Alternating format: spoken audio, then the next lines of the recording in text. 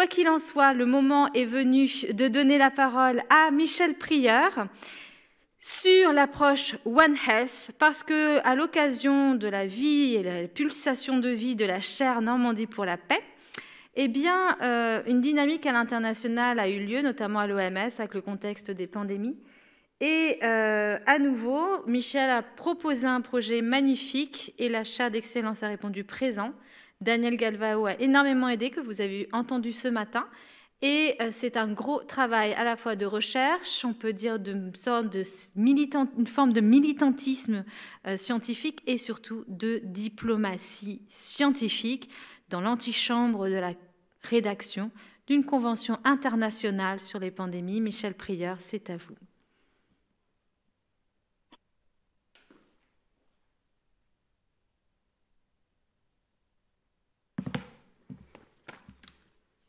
Alors, on peut, sur ce travail sur le traité sur les pandémies qui a été publié, dont je vais parler, se poser d'abord la question quel rapport entre la Convention pandémie et la chaire Normandie pour la paix?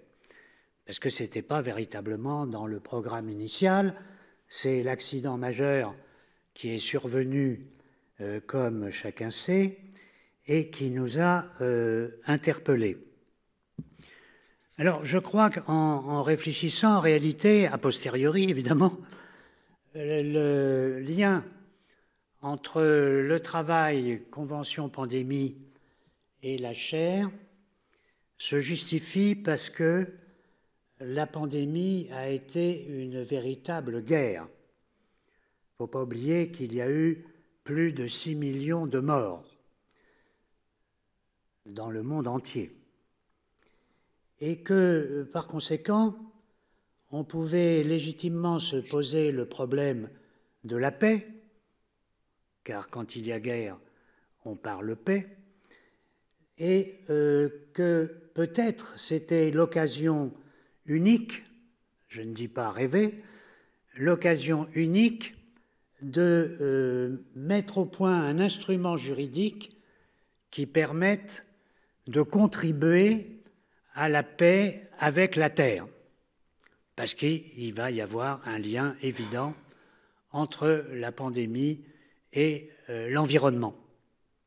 Et donc, on peut tout à fait justifier ce travail dans le cadre des objectifs mêmes de la chaire Normandie pour la paix. Et puis, par ailleurs, aussi, autre justification scientifique, au titre de l'interdépendance et du thème de l'interdépendance, qui est au cœur de l'ensemble des thématiques qu'on a examinées et qu'on va continuer à examiner demain, car avec le travail sur la pandémie, on a de façon très concrète l'interdépendance entre la paix, la santé, les droits de l'homme et l'environnement.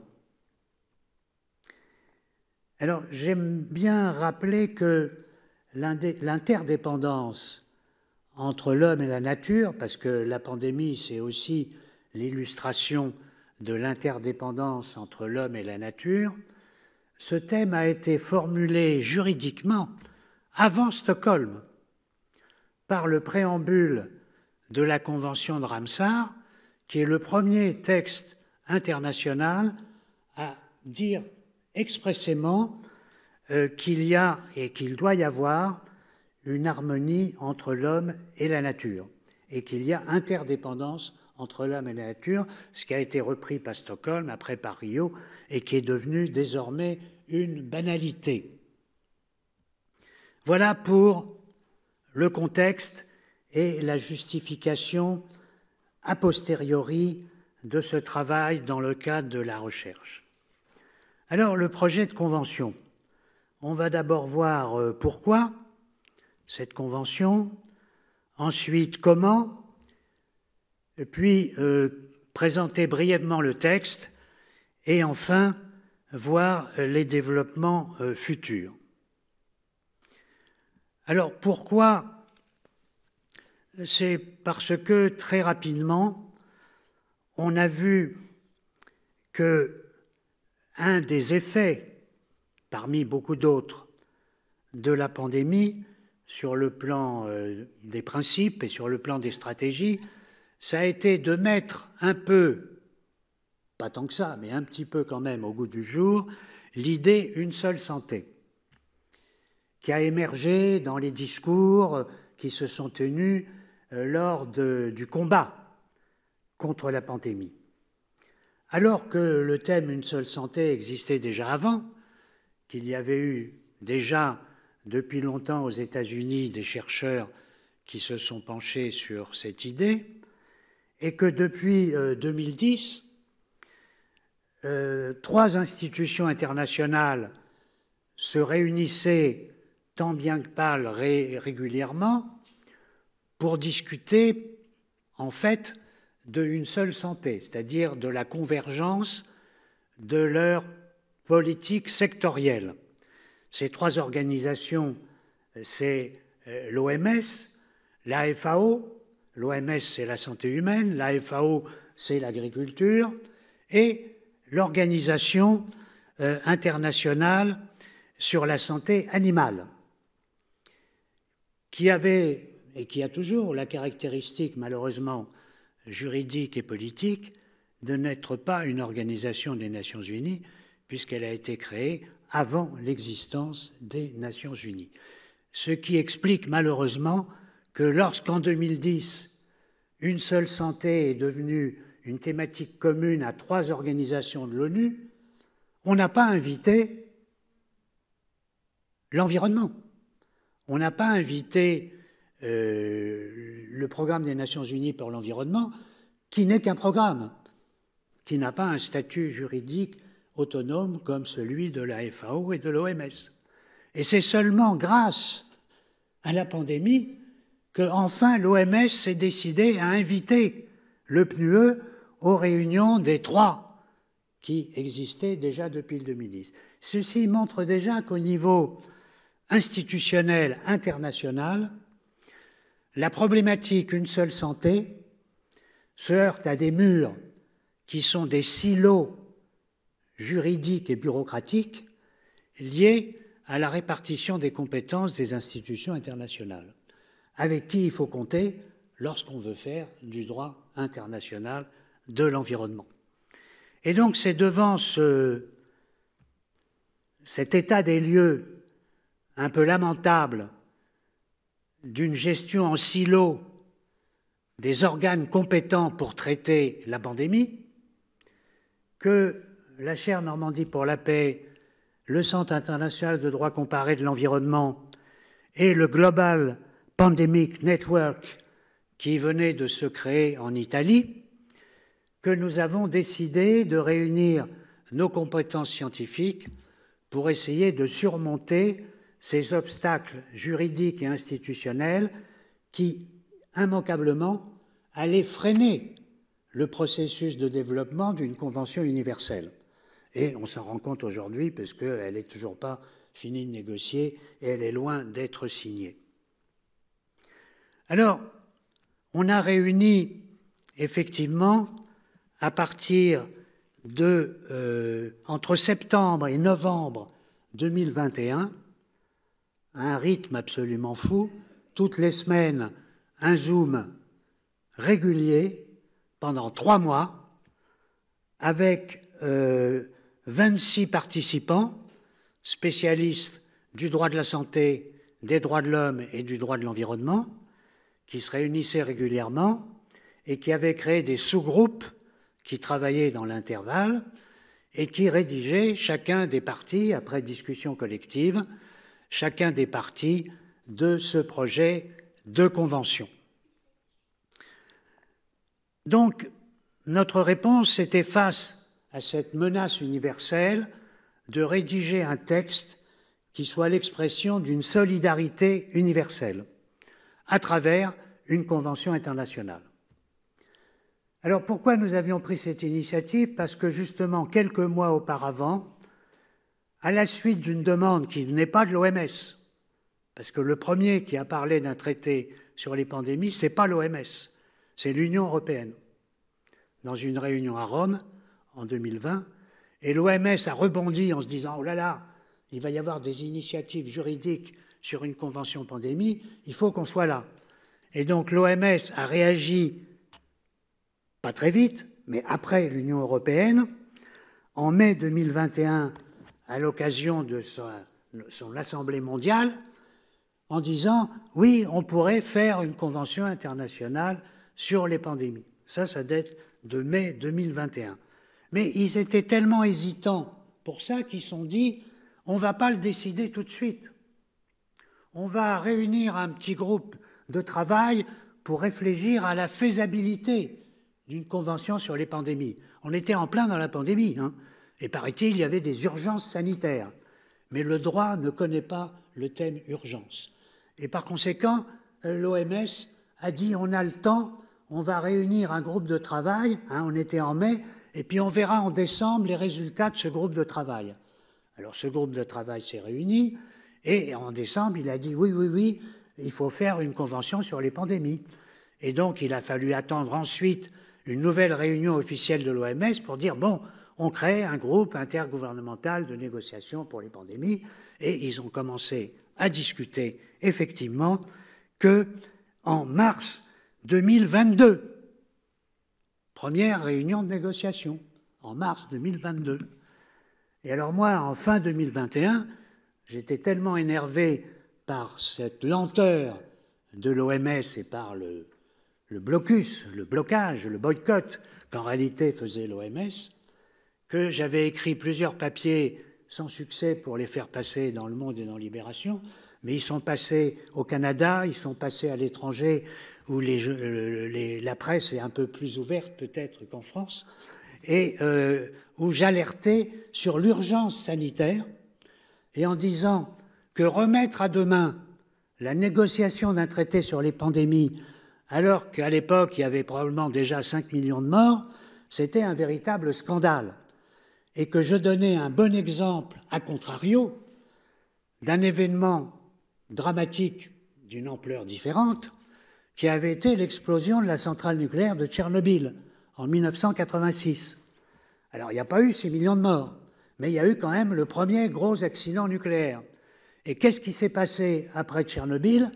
En mai 1986, les États, immédiatement, se sont réunis en urgence, parce qu'il y avait une catastrophe qui pouvait avoir une menace universelle compte tenu du nombre de centrales nucléaires réparties dans le monde entier, et les États, en 1986, ont négocié, ont signé et ont ratifié la Convention de Genève sur les catastrophes nucléaires qui est entrée en vigueur en 1986. Donc sur le nucléaire, en 1986, les États ont statué en 6 mois pour adopter une convention internationale. Et sur la pandémie, en 2022, on est en 2023, et la Convention n'est toujours pas signée. Donc voilà le concept d'urgence parallèle entre le nucléaire et la pandémie qui est assez illustratif sur la façon de travailler dans l'OMS. Alors évidemment, l'OMS, c'est une vieille institution qui a été créée après la guerre et qui n'a aucune pratique de la négociation internationale d'un traité, contrairement à d'autres organisations internationales comme la FAO ou le PNUE. Parce que l'OMS, en 70 ans, a fait combien de traités sur la santé humaine? 1, le traité sur le tabac. Alors c'est très bien, bravo, le traité sur le tabac. Mais un seul traité en 70 ans sur la santé humaine. C'est-à-dire que la santé humaine n'a pas fait l'objet de conventions internationales initiées par l'Organisation mondiale de la santé, alors que toutes les autres organisations internationales ont fait des traités dans leur domaine de spécialité. La FAO est à l'origine d'un nombre considérable de traités et le PNUE de la grande majorité des traités sur l'environnement. Alors, après avoir rédigé notre projet, on a essayé évidemment de le rendre opérationnel. Et grâce à la chaire Normandie pour la paix, il a fait très vite, ultra vite, il y avait urgence, l'objet d'une publication des 3 versions de notre projet en français, en anglais et en espagnol. Et cet ouvrage, qui n'est pas trop gros, parce que ce n'est pas un ouvrage de théorie, hein, c'est un ouvrage pratique où il y a le texte du projet de convention. sur les pandémies, mais qui est présenté après un argumentaire en faveur du projet, avec un résumé analytique et une version explicative. Donc il y a tout le pourquoi et le comment qui explique un peu le contenu de la Convention. Et puis il y a le texte de la Convention qui est reproduit in extenso dans ces 3 langues. Alors grâce à la chaire, on a diffusé largement ce projet de traité à l'OMS, aux délégations des États qui participent à la négociation, et on est très heureux d'annoncer ici la grande politesse des diplomates de l'OMS et de nos chargés de mission à Genève, parce que ce document envoyé par la poste à Genève n'a fait l'objet d'aucun accusé de réception, ni de la part de l'OMS, ni de la part des représentations diplomatiques. Donc c'est un véritable scandale dans les relations entre la science et la diplomatie environnementale, et qui montre qu'il y a encore un fossé énorme pour la diplomatie scientifique pour rendre concret le travail que font les scientifiques et le travail que font les diplomates. Le fossé est encore énorme. Et par conséquent, Émilie, il y a encore un travail énorme à combler pour remplir ce fossé entre la science et la diplomatie. On est un exemple vivant. Alors, j'ose croire, et je sais par des bruits de couloir, que malgré tout, les États l'ont reçu, ils ont sous le coude, et les négociateurs ne manquent pas d'y jeter un coup d'œil si besoin est. Mais on verra à la fin des courses la différence entre le texte final et notre projet, et il y a déjà un zéro draft du projet OMS, et j'ai demandé à un stagiaire de faire déjà un tableau comparatif entre le zéro draft et notre projet, et donc on pourra voir exactement déjà les différences. Parce qu'en gros, on n'a pas inventé la Lune, et eux, ils n'ont pas inventé la Lune. Hein, un traité, c'est toujours un traité, c'est toujours les mêmes parties, il y a un certain ordre, etc., et un certain nombre de règles procédurales à respecter qui sont bien obligés de respecter. Alors, la négociation, donc, j'ai dit, a commencé en 2022, et le CIDCE, qui est une ONG internationale qui a le statut ECOSOC et qui, par conséquent, a le droit de siéger dans les conférences et réunions internationales, sauf à l'OMS. Parce que l'autre scandale, c'est le principe de participation du public dans le cadre de l'OMS. À l'OMS, il n'y a pas de droit à la participation du public. Les ONG qui participent à la négociation à l'OMS, c'est uniquement les ONG qui sont habilitées par l'OMS. Et c'est toutes des ONG médicales ou paramédicales. J'ai candidaté, évidemment, pour participer. Je n'ai pas été, évidemment, agréé parce que je ne suis qu'une ONG ECOSOC et pas une ONG médicale. Et donc, on n'a pas pu participer aux négociations en présentiel et on a pu, par miracle, quand même, l'OMS a fait semblant de donner la parole au public c'était en avril 2022, alors que j'étais en mission au Brésil à ce moment-là, et que j'ai eu droit à avoir 3 minutes dans un webinar de l'OMS qui donnait la parole à ceux qui n'étaient pas des scientifiques médicaux. Et donc, j'ai eu la parole 3 minutes pour présenter notre projet de convention. C'est tout. Mais pour participer à la négociation, 0. Alors, la négociation se continue. Je n'ai pas suivi les dernières étapes parce que j'ai été un peu découragé quand même par le barrage qui est fait à notre contribution, qui est juridique. Hein. On est une organisation scientifique juridique et l'ONU accepte les organisations scientifiques juridiques. On n'est pas barré comme étant des éco-terroristes. Et par conséquent, on a toute légitimité pour participer. Et donc, on va voir la fin des négociations. Normalement, la négociation doit se terminer en 2024 ou 2025. De toute façon, comme ils ont un rythme qui est le rythme sacro-saint de l'OMS, les assemblées mondiales de la santé, c'est 1 fois par an. Il n'est pas question d'en faire 2 fois par an, donc c'est 1 fois par an. Il faudra que ça soit adopté à la prochaine Assemblée mondiale de la santé qui n'a lieu que, etc. Et je ne sais pas si le texte final va être adopté en 2024 ou 2025, parce que, parallèlement, il y a évidemment un conflit diplomatique important entre les États-Unis et d'autres négociateurs par rapport à, et l'OMS joue là-dessus évidemment, un problème juridico-stratégique, c'est qu'au sein de l'OMS, il y a un instrument qui s'appelle le Règlement sanitaire international, le RSI, qui énonce un certain nombre de règles, qui n'a pas le statut de convention internationale, qui a le statut de document parallèle d'accompagnement des décisions prises par l'OMS, mais qui a un poids évidemment juridico-politique important, puisqu'il n'y a pas d'autre convention de l'OMS. Et il se trouve, comme par hasard, que le RSI, le Règlement sanitaire international, fait comme par hasard l'objet de négociations pour être amendé. En même temps qu'on rédige le projet de convention pandémie, l'OMS rédige l'amendement au RSI,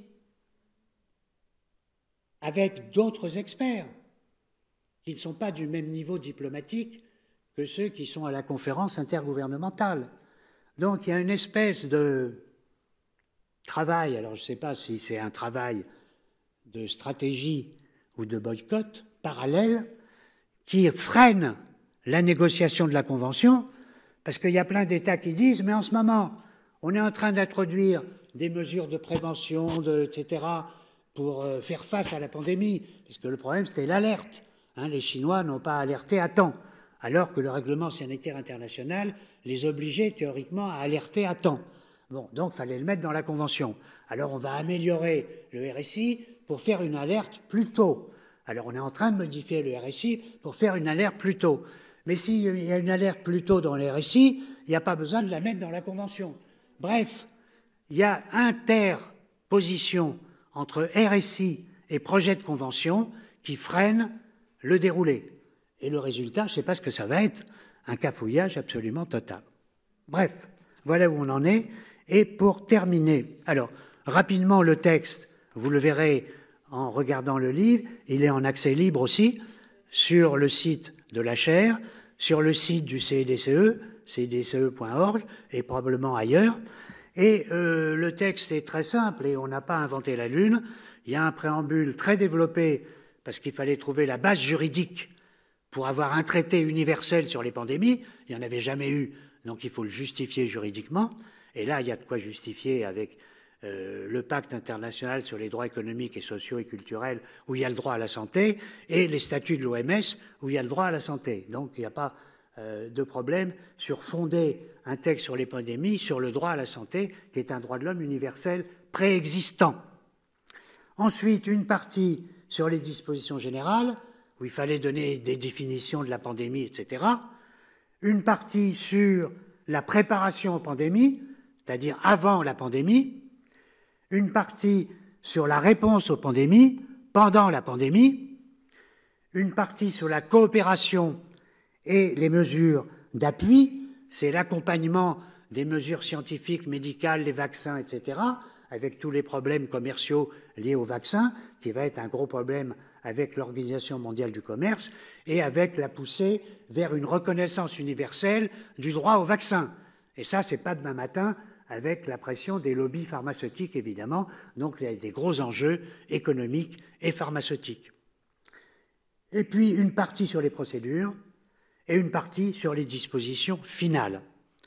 Mais je voudrais attirer l'attention sur un article qui m'est cher et qui est au cœur du processus d'application de la Convention, si jamais elle voit le jour, c'est l'article 26 du projet de Convention. Vous n'êtes pas sans savoir que toutes les conventions d'environnement, celles qui marchent, c'est celles qui ont un organisme de suivi efficace, opérationnel. Et le suivi, c'est quoi? C'est le rôle du secrétariat et c'est le Compliance Committee. le comité de contrôle du respect des obligations. S'il n'y a pas un secrétariat actif et s'il n'y a pas un comité de respect des obligations, il n'y a pas de suivi de l'application de la Convention internationale. Et là, on peut faire la démonstration facile avec plein d'exemples entre les conventions qui ont ça et les conventions qui ne l'ont pas. Et on voit celles qui marchent et celles qui ne marchent pas. Et donc, il fallait absolument que la Convention pandémie, dès sa naissance, ait à la fois un secrétariat actif et opérationnel et un comité de respect des obligations. Alors, le secrétariat actif et opérationnel, le problème, c'était la guerre entre les institutions compétentes. Parce qu'évidemment, l'OMS dit « Ouais, les pandémies, c'est moi ». Mais l'OMS, c'est la santé humaine. Ce n'est pas la santé animale et ce n'est pas la santé environnementale. La santé environnementale, c'est la FAO et c'est le PNUE, et la santé animale, c'est l'Organisation internationale sur la santé animale. Donc, ce n'est pas l'OMS. Et donc, si le secrétariat est uniquement à l'OMS, c'est sûr que la Convention n'aura pas son effet One Health, c'est-à-dire gérer l'ensemble de la problématique et pas uniquement aux yeux de la santé humaine, en sachant que, d'après les spécialistes, 70% des maladies humaines ont une origine animale. Bon, donc c'est quand même pas rien, et quand on dit ça à l'OMS, ils se grattent la tête et ils regardent derrière. Donc, il ne fallait absolument pas que le secrétariat soit uniquement entre les mains de l'OMS. Et c'est pourquoi on a proposé, ce qui n'est pas une invention, parce qu'on a trouvé des précédents, parce que vous savez qu'en droit international, on est crédible que si on n'invente pas, et on est crédible que si on utilise les précédents. Et on trouve toujours des précédents, parce que le droit international est tellement riche qu'il y a toujours des précédents. Donc on a trouvé un précédent, et donc on a dit, voilà, c'est pas nouveau, n'ayez pas peur. Et par conséquent, on propose un secrétariat tripartite, qui est composé à la fois de fonctionnaires de l'OMS, de fonctionnaires de la FAO, de fonctionnaires de la santé animale et du PNUE, quadripartite. Bon. Et puis après, ils se débrouillent entre eux, ils se tirent dans les pattes, mais il faut qu'ils soient tous les quatre présents. Sinon, c'est mort. Et ça, c'est l'article 26. Alors évidemment, on n'en est pas encore à négocier l'article 26, parce qu'ils en sont encore au début de la Convention, mais je suis très curieux et je vous invite à suivre de très près les négociations sur l'article concernant le secrétariat, parce que c'est là que va se dessiner le futur de l'application de la Convention pandémie. Alors pour terminer, le futur. Alors il est tout à fait intéressant de noter qu'au même moment qu'on décidait d'avoir une convention pandémie, sous l'égide One Health, l'Union européenne adoptait le 8e programme d'action pour l'environnement. Décision du 6 avril 2022. Et qu'y a-t-il dans la décision du 6 avril 2022, qui est le programme d'action pour l'environnement 2022-2030 de l'Union européenne, et qui, depuis Maastricht, n'est plus simplement que du soft law, mais est un programme qui, juridiquement, a été intégré dans le traité, c'est-à-dire qu'il y a une valeur juridique opposable aux États, alors qu'avant, les programmes d'action étaient purement du soft law de l'Union européenne. Maintenant, ce n'est plus du soft law de l'Union européenne, on peut l'invoquer devant la Cour de justice de l'Union européenne. Et donc, le 8e programme, dans son préambule, paragraphe 27, s'intitule « Une seule santé », et l'article 3 du programme d'action intègre à tous les niveaux de l'élaboration des politiques de l'Union européenne une seule santé, intègre à tous les niveaux de l'élaboration des politiques de l'Union européenne le thème « Une seule santé ». C'est-à-dire il intègre pas simplement dans l'environnement, mais dans la politique agricole, dans la politique de la pêche, dans la politique de la santé, dans tout ce que vous voulez. Donc c'est la transversalité, et c'est bien ça l'objectif de Une seule santé, c'est la transversalité, j'allais dire fait homme et fait femme, la transversalité juridiquement organisée au sein de l'Union européenne, Une seule santé. Donc ça, c'est un progrès évidemment formidable pour la suite des années à venir.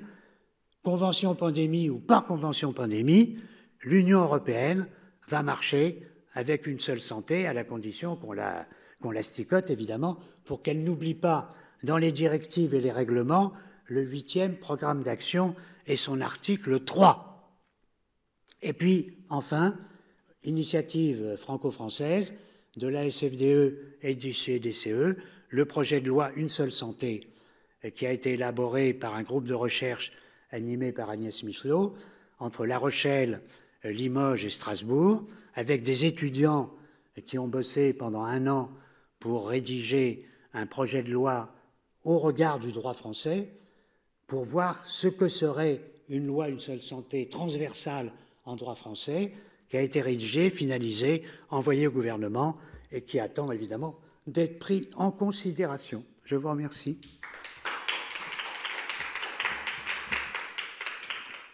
Et donc, le livre.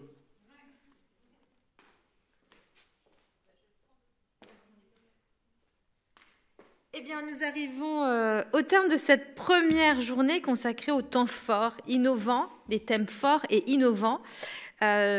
Aujourd'hui, nous avons eu l'immense honneur d'organiser ce temps de clôture, ce premier temps de clôture, ici à la région Normandie, dans l'auditorium, qui est une très belle salle dans laquelle Tony Oposa avait dispensé sa leçon inaugurale il y a exactement 4 ans et marqué le temps d'ouverture officielle de cette chaire. Donc je trouve que d'un point de vue symbolique, c'est extrêmement significatif de tous nous réunir ici.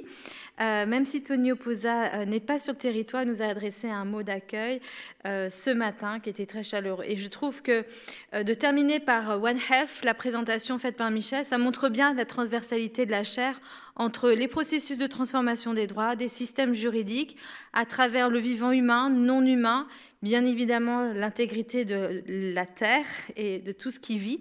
Et donc, c'était un bon temps de conclusion. C'est vrai que les webinaires, ça a été quelque chose. Hein. Ça a été des réunions de travail que seul Michel Prieur a la capacité d'organiser. On était combien? 26 tous les lundis. D'abord, c'était de 17h à 19h, puis de 17h à 20h, 21h, voire 22h. Et nous tenions tous.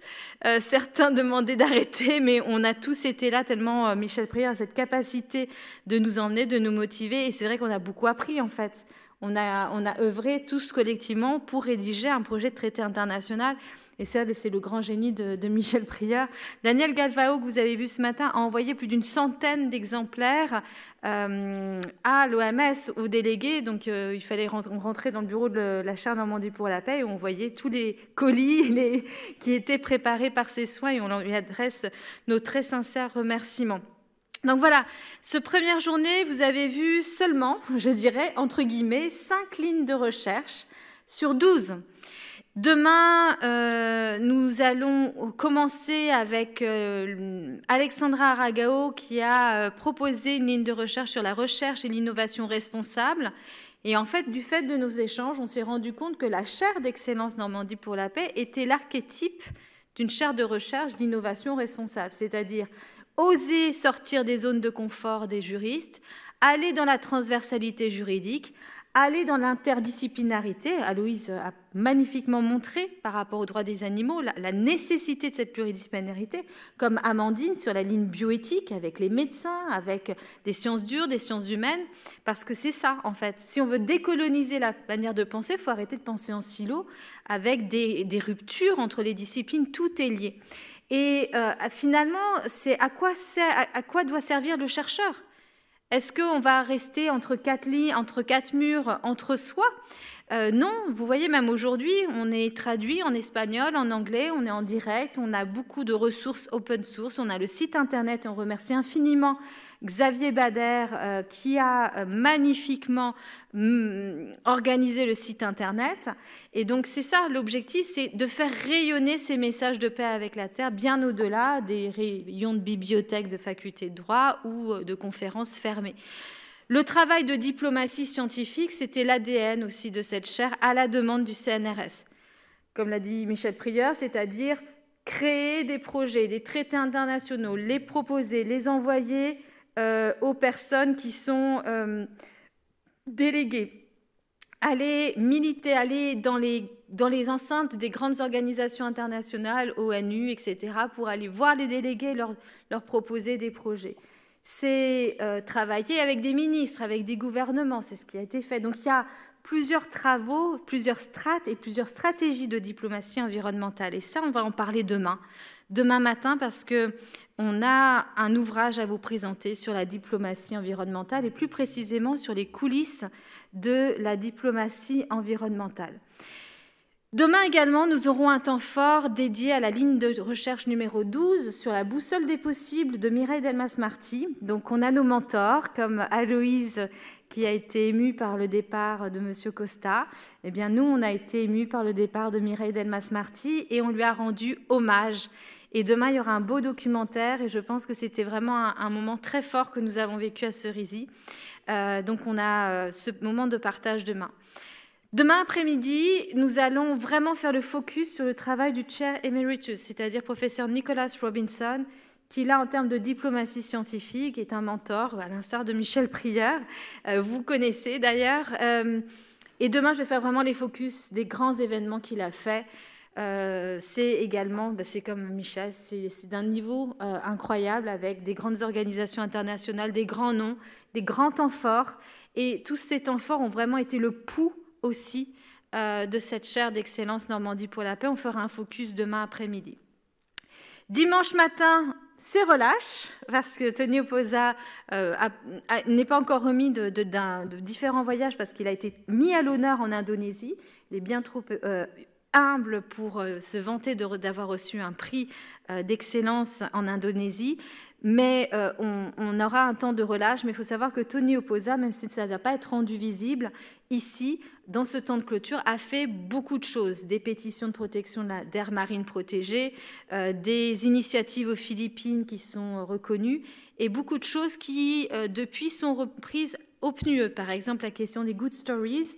Si vous allez sur le site internet du Programme des Nations Unies pour la protection de l'environnement, il y a des éléments dessus. Et bien sûr, le fameux rapport « Faire la paix avec la nature », publié par le Programme des Nations Unies pour la protection de l'environnement. Alors surtout, dimanche après-midi, ne manquez pas le dernier temps fort. On va parler de l'université d'été qui s'est tenue ici, qui, je pense, dans ma carrière en tout cas d'enseignante avec le Tribunal international Monsanto, fait partie des 2 temps forts pédagogiques, pour le coup, pour lequel je suis immensément fière. Et donc, il y aura un documentaire. Lolita Kouchen, qui est ici, y a participé. Et certains de ses anciens élèves sont désormais experts pour les Nations Unies. Donc, on a vraiment planté ici, avec une expérience incroyable, dans des jeunes esprits, des graines d'avenir pour cette chaire Normandie pour la paix et pour ce message de paix avec la Terre. Et nous en sommes infiniment fiers. Et on terminera en écho avec la leçon inaugurale de Tony Oposa, qui s'est tenue ici.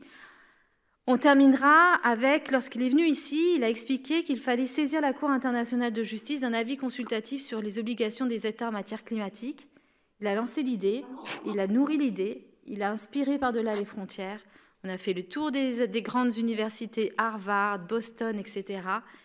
Et aujourd'hui, la Cour internationale de justice est bien saisie parce que d'autres collègues aussi ont œuvré dans ce domaine-là.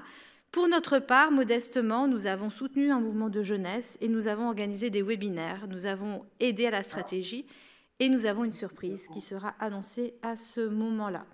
Voilà pour cette première journée. Je remercie infiniment tous nos leaders qui se sont déplacés en présentiel aujourd'hui. Tout le monde ne pouvait pas se déplacer en présentiel. À partir de demain, nous basculons à l'amphithéâtre de la Maison de la Recherche en sciences humaines sur le campus 1. Je remercie la région Normandie, je remercie l'ensemble des partenaires, donc, la Société française pour le droit de l'environnement, la Commission mondiale pour le droit de l'environnement de l'UICN et bien d'autres. Nous préparerons bien évidemment un final de tous nos partenaires qui sont très nombreux. Si c'est possible, je souhaiterais demander aux interprètes qui nous suivent depuis 4 ans d'allumer leur caméra juste pour nous dire bonjour à l'écran, si c'est possible en régie de nous montrer. Alors ouais, je me suis permis de glisser dans cette... Donc, nous avons Élise Battisti, excusez-moi. Élise, si vous voulez prendre la parole, Aude, et nous avons également Sacha et Abel qui sont les interprètes en espagnol. Donc je vous laisse basculer sur la ligne principale en binôme et que l'un puisse traduire ce que l'autre dit. Je vais d'abord appeler... qui c'est que je vais d'abord appeler Élise et Aude pourra garder la traduction. Si vous voulez dire 2 mots sur votre expérience. Bravo, merci d'être là. On vous voit.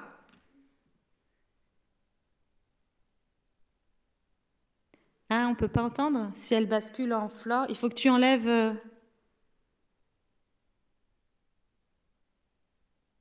Oui, il faut que tu enlèves l'interprétation pour Élise le temps qu'elle parle et après tu la remets. Ça a l'air d'être compliqué au niveau technique. On tente quand même, Élise. On essaye à nouveau. C'est bon, Élise. Est-ce que vous m'entendez? Oui. Ah, Sí, super. escuchan, sí, Donc, perfecto.